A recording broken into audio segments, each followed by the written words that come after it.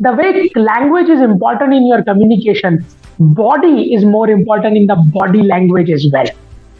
Your gestures, your posture, your lower torso, your upper torso, the width of your shoulders, the position of your shoulders, the position of your chin, everything matter a lot. In fact, a body language is enhanced, or it has been considered to be more assertive.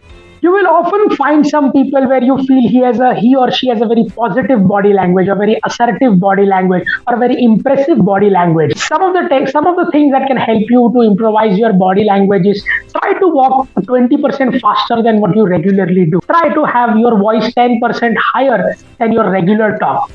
And 10 to 15% increase the speed. That when you do this, you also come across as a very positive and a confident candidate, or positive and a confident person whenever you are facing, crowd or any social gathering as such.